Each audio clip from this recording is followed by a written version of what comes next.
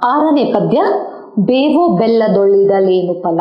ಅಂದ್ರೆ ಬೇವಿನೊಳಗೆ ಬೆಲ್ಲ ಇಟ್ರೆ ಅದು ಕಹಿತನನ ಕಳ್ಕೊಳ್ಳೋದಿಲ್ಲ ಅಂತ.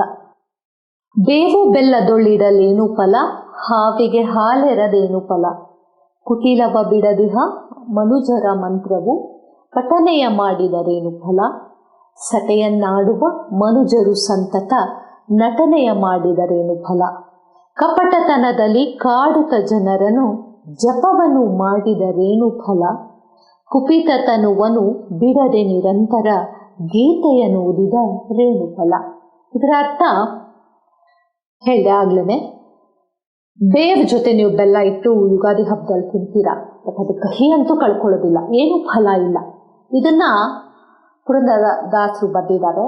ಇದು ಎಷ್ಟೇ ಮಾಡಿದ್ರು ಹುಟ್ಟು ಗುಣ ಸುಟ್ಟರು ಬಿಡಲ್ಲ ಅಂತ ಹೇಳ್ತಾರಲ್ಲ, ಆ ಥರ ಇದು. ಮನುಷ್ಯ ಅವ್ನು ಹೆಂಗೆ ಹುಟ್ಟಿರ್ತಾನೋ ಅವನು ಹಾಗೆ ಹೋಗ್ಬೇಕು.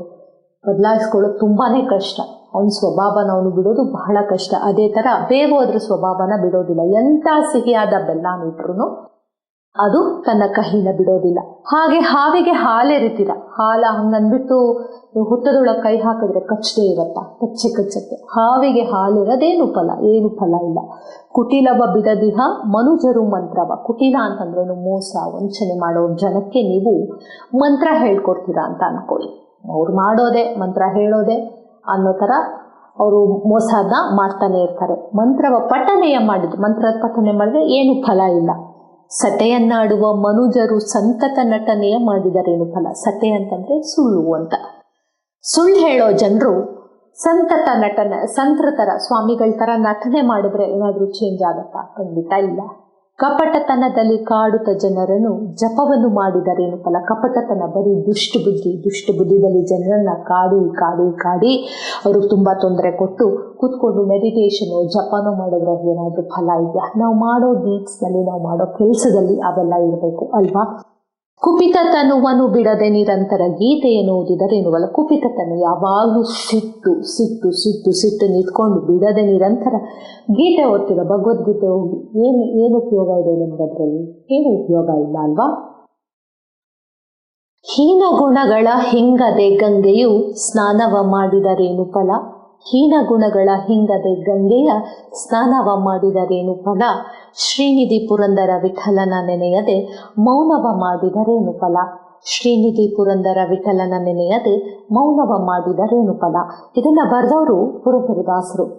ಇದರ ವಿವರಣೆ ಹೇಗೆ ಅಂದ್ರೆ, ಹೀನ ಗುಣಗಳ ಹಿಂಗದೆ, ನೀವು ಕೆಟ್ಟ ಗುಣಗಳನ್ನ ಬಿಡದೆ ಗಂಗೆಗೆ ಹೋಗ್ಬಿಟ್ಟು ಸ್ನಾನ ಮಾಡಿದ್ರೆ ಅದರಿಂದ ಕೂಡ ಏನು ಫಲ ಸಿಗೋದಿಲ್ಲ. ಅದನ್ನ ಬಿಡಬೇಕು, ಆವಾಗ ನಿಮಗೆ ಒಳ್ಳೆ ಫಲ ಸಿಗುತ್ತೆ. ಶ್ರೀನಿಧಿ ಪುರಂದರ ವಿಠಲನ ನೆನೆಯದೆ, ಶ್ರೀನಿಧಿ ಪುರಂದರ ದಾಸರನ್ನ ನೆನೆಸ್ಕೊಳ್ದೆ ನೀವು ಮೌನನ ಮಾಡಿದ್ರೆ ಅದರಿಂದ ಕೂಡ ಏನು ಫಲ ಇಲ್ಲ. ನೀವು ಮಾಡೋ ಕೆಲಸ ಯಾವುದೇ ಆಗಲಿ ನಿಷ್ಕಲ್ಮಶದಿಂದ, ಯಾವುದೇ ಪ್ರತಿಫಲಾಪೇಕ್ಷೆ ಇಲ್ಲದೆ ಮಾಡಿ, ಪರಿಶುದ್ಧವಾಗಿ ಮಾಡಿ, ಖಂಡಿತ ಅದರಿಂದ ಫಲ ಸಿಗತ್ತೆ ಅಂತ ಪುರಂದರದಾಸರು ಈ ಹಾಡಲ್ಲಿ ನಮಗೆ ತಿಳಿಸಿದ್ದಾರೆ. ಬೇವು ಬೆಲ್ಲದೊಳ್ಳಿಡಲೇನು ಫಲ ಪದ್ಯದ ಪ್ರಶ್ನಾವಳಿಗಳು. ಕೀರ್ತನಕಾರರು ಹಾವಿಗೆ ಹಾಲೆರದೇನು ಫಲ ಎಂದು ಏಕೆ ಹೇಳಿದ್ದಾರೆ? ಹಾವಿಗೆ ಹಾಲೆರೆದರೂ ಕಚ್ಚುವುದು ಬಿಡುವುದಿಲ್ಲ, ಹಾಗಾಗಿ ಫಲವಿಲ್ಲ ಎಂದು ಹೇಳಿದ್ದಾರೆ. ಕೀರ್ತನಕಾರರು ಹಾವಿಗೆ ಹಾಲೆರದೇನು ಫಲ ಎಂದು ಏಕೆ ಹೇಳಿದ್ದಾರೆ? ಹಾವಿಗೆ ಹಾಲೆರೆದರೂ ಕಚ್ಚುವುದು ಬಿಡುವುದಿಲ್ಲ, ಹಾಗಾಗಿ ಫಲ ಇಲ್ಲ ಎಂದು ಹೇಳಿದ್ದಾರೆ. ಮಂತ್ರ ಪಠನೆಯ ಫಲ ಸಿಗಬೇಕೆಂದರೆ ಮನುಜ ಏನನ್ನು ಬಿಡಬೇಕು?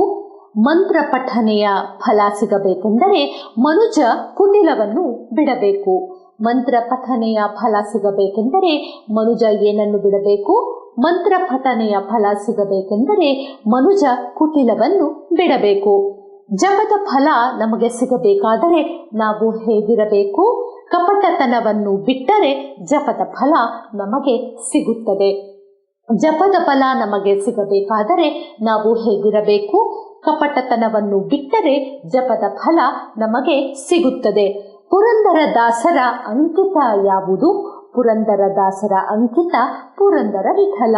ಪುರಂದರದಾಸರ ಅಂಕಿತ ನಾಮ ಯಾವುದು? ಪುರಂದರದಾಸರ ಅಂಕಿತ ಪುರಂದರ ವಿಠಲ.